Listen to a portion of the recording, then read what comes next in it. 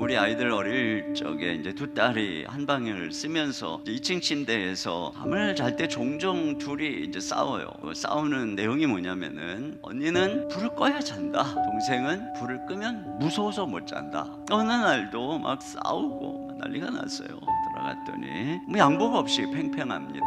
제가 그래서 이렇게 얘기를 했어요. 막내 시온이에게, 시온아, 아빠가 네 옆에 누워서 재워줄게. 그랬더니 그러면 불을 꺼도 된다는 겁니다. 그러니까 시온이에게는 아빠가 곁에 있는 것이 전등보다 더 밝은 빛이죠. 아무리 캄캄해도 아빠가 곁에 있으면 무섭지 않고 마음이 밝은 것이에요. 그렇기 때문에 곧 쌕쌕거리면서 잠이 들었어요.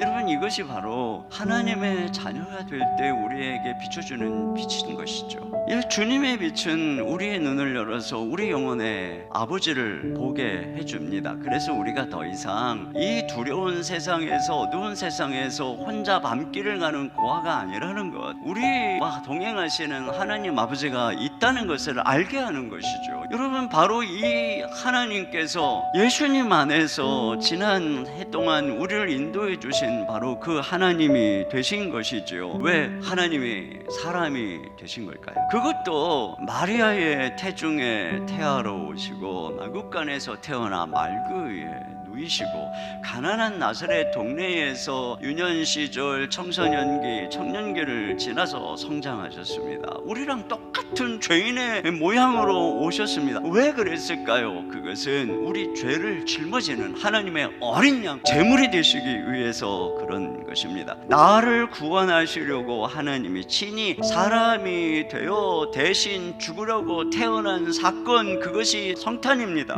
근데 이것은 아무리 생각해봐도 도무지 있을 수 없는 일입니다. 만약에 이것이 사실이라면 우리는 가장 아름답고 신비하고 감동적인 사랑의 주인공입니다. 그야말로 동화의 주인공입니다. 여러분, 미녀와 야수라고 하는 애니메이션 영화를 보셨을 거예요. 아주 못된 왕자가 마녀의 저주의 마법에 걸려서 흉측한 야수로 변하고 또 그의 성까지도 다 마법에 걸려서 성에 갇혀서 살아갑니다.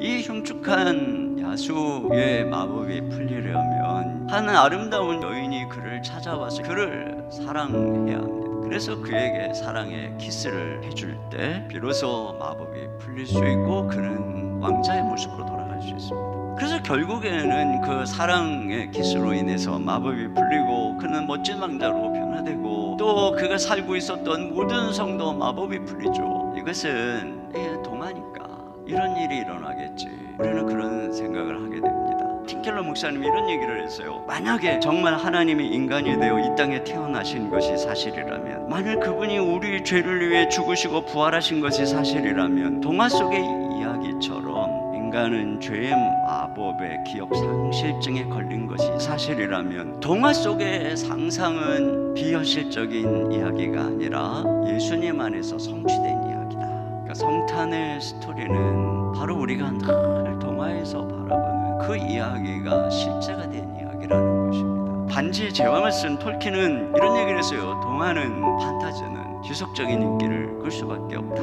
왜냐하면 동화 속에서 사람들은 그들이 가진 깊은 갈망이 성취되는 것을 보여주기 때문이다. 시간으로부터 벗어나고 싶은 갈망, 죽음으로부터 벗어나고 싶은 갈망, 완전하고 아름다운 사랑을 경험하고 싶은 갈망, 악에 대한 승리를 경험하고픈 갈망이 이루어지기 때문이다. 그런데 바로 이 성탄은 하나님이 인간이 되어서 초라한 나를 위해 고결한 목숨을 내어주신 이 엄청난 사건은 바로 이 우리가 갈망하는 동화가 실제가 되는 사건이라는 거죠. 동화 속에서 왕자가 나타나 마법을 풀어주듯이, 공주가 키스함으로 모든 마법을 풀어주듯이 그리스도가 나타나서 죄의 마법에 걸린 우리를 풀어주는 것입니다. 그래서 우리가 신데렐라가 되고, 우리가 백설공주가 되고, 우리가 숲속에 잠자는 미녀가 되고, 우리가 마법에 걸린 야수가 되고, 그래서 그 모든 마법에 풀리고 우리가 정말 고대하던 미치도록 감동적인 사랑의 주인공이 우리가 되게 하는 것, 이것이 바로 성탄입니다.